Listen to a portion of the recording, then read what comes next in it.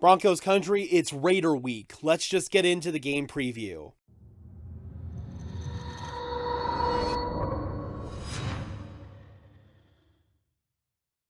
What's up, guys? Welcome to Denver Broncos Syndicate, part of the Sports Syndicate family of channels where we're dedicated to bringing you content about our favorite sports teams. I am your host, Gage Madrid. Before we jump in, we're so close to our big goal of 1,000 subscribers, guys. Let's see how fast we can get there. I would really appreciate it if you would leave a like on this video as well as subscribe if you have yet to do so. It would really help us out. Alright, guys, for the second time this season, it is Raider week. For both teams, the season just has not gone the way it was expected to go. The Broncos are currently sitting at 3-6, and the one thing that's giving Broncos country some solace is that the Raiders are somehow even worse than the Broncos are, currently sitting at 2-7. Despite making the blockbuster trade for Davante Adams and reuniting him with his former college quarterback and best friend apparently Derek Carr, things in Las Vegas have still been an overall disaster, and the main reason that is Josh McDaniels. When the Broncos and Raiders played in week 4, I made a game preview video that pretty much detailed all of the issues that Hurricane Josh has caused the Raiders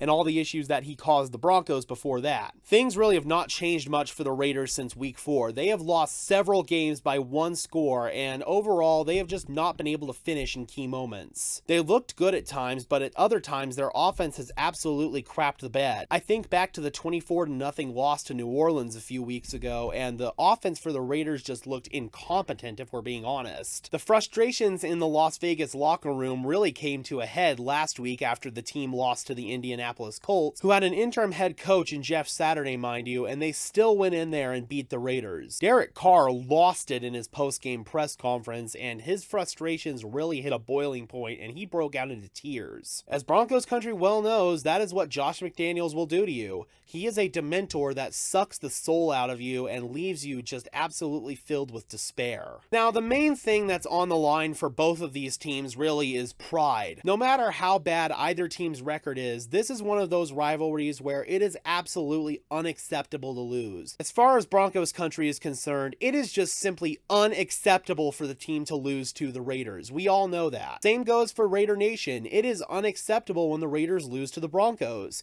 And thus far, the Raiders have had the upper hand in the past 5 matchups.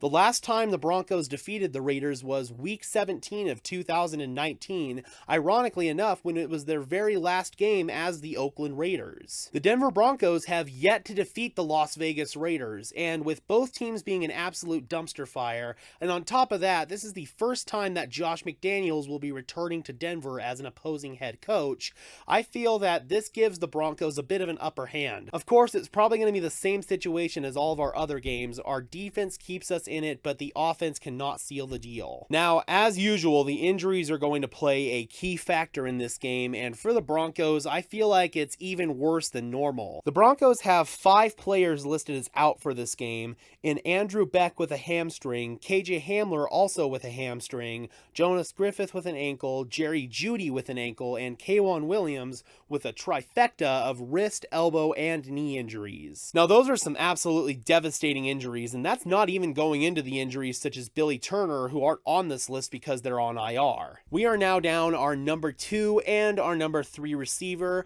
plus our fullback, plus 2 key injuries on defense in starting linebacker Jonas Griffith, as well as starting nickel K'Waun Williams. I don't know how many more injuries this defense can suffer before they finally start to break. It's just getting absolutely ridiculous at this rate. Hats off to Ejiro Evero for keeping that unit engaged and keeping that unit just frankly in game still, because that's a unit that could just very easily quit because it seems like the offense has quit at times. Nope, the Denver defense refuses to quit, and that is a testament to Ejiro Evero's coaching. The team also has 5 players listed as questionable for the game in Baron Browning with a hip, Tom Compton with a back. He was activated off the PUP list this past week, which is good to see.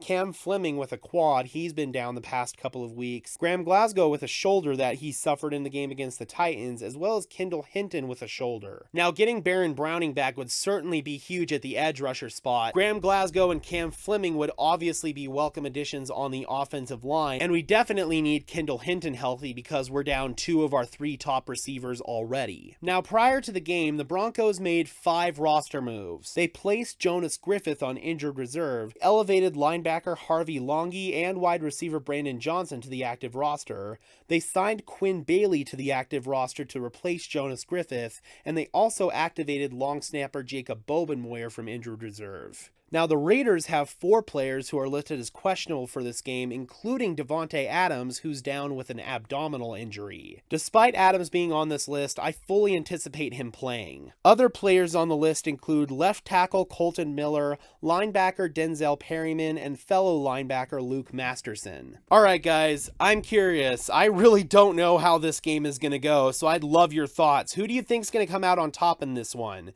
In my opinion, if the Broncos don't win this game, it's probably going to be Nathaniel Hackett's swan song. It's been pretty well documented here on this channel that I don't think the Broncos are going to move on from Nathaniel Hackett until the end of the season, but it's pretty simple. If we lose to the Raiders, then he's got to go. That's just an unacceptable offense in Broncos country, especially since it's against Josh McDaniels. Alright guys, I would love to know your official score predictions for the game. Drop those comments down below. I would really love to hear from you. Be sure to leave a like on this video as well as subscribe and ring the bell so these videos appear in your notification feed. And while you're at it, be sure to follow me on Twitter at Gage Madrid NFL for even more Broncos coverage. And for now, this has been another episode of Denver Broncos Syndicate. I am your host, Gage Madrid, saying peace out and let's ride.